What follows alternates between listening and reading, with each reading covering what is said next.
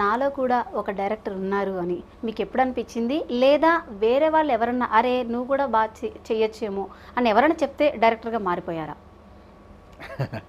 అంటే సడన్గా ఒక రోజులో మారిపోయే సెటప్ కాదండి. అంటే వృత్తి కాదు ఇది. ఇదేంటంటే యాక్చువల్గా రాజ్ తరుణ్ ఇష్యూ అయింది కదా, సో మీకేమైనా మూవీ మీద ఎఫెక్ట్ పడిందా? అంటే ఫిల్మ్ మీద ఎఫెక్ట్ పడిందా అంటే ఎగ్జాక్ట్గా నేను సటన్గా చెప్పకపోయినా ఇష్యూ లేకపోయి ఉంటే కనుక ఇంకొంచెం బాగుండేదేమో అనేది అయితే అభిప్రాయం అయితే ఉందండి. సో అంటే ఎందుకు అంటే ఇండైరెక్ట్గా ఎందుకు చెప్తున్నానంటే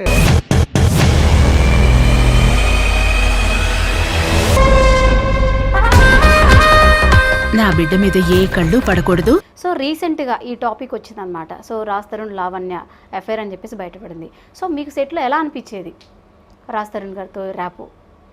అంటే నేను నాతో ఎలా అంటే ఒకటండి, సో ప్రజెంట్ ఇంకా న్యూ ప్రాజెక్ట్స్ ఏమైనా ఉన్నాయా? ఇప్పుడు జరుగుతున్నాయి, డిస్కషన్ జరుగుతూ ఉన్నాయి. నెక్స్ట్ చాలా పెద్ద ప్రాజెక్ట్తో మీకు మంచి న్యూస్తోనే ముందుకు వస్తాను ఈసారి. ఓకే.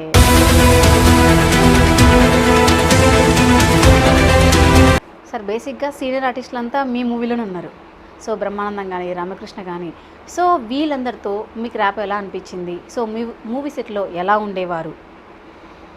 ఈ పెద్ద ఆర్టిస్టులు ఏంటండి ఎలా ఉంటుందంటే వీళ్ళు ఎంతో మందిని చూసేసి ఉంటారండి. They are very much.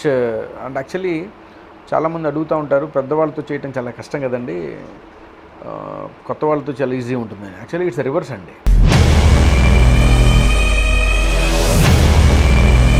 Sir రీసెంట్గా ప్రకాష్ రాజ్ గారు మన హిందూ దేవుళ్ళ గురించి కించపరిచినట్టు మాట్లాడారని చెప్పి స్టాక్ వచ్చింది.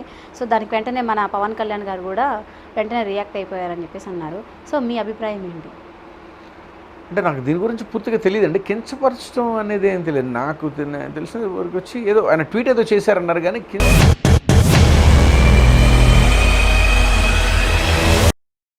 రీసెంట్గా ఒక 6 months బ్యాక్ అనుకుంటాను సార్, ఇలానే బేబీ మూవీ సేమ్ మా దగ్గర చూసి కాపీ కొట్టేసి ఆ మూవీ తీశారని చెప్పేసి మీడియాలో వచ్చిందనమాట. అవునండి, అవును చూసాను నేను కామెంట్ చూసాను నేను కూడా.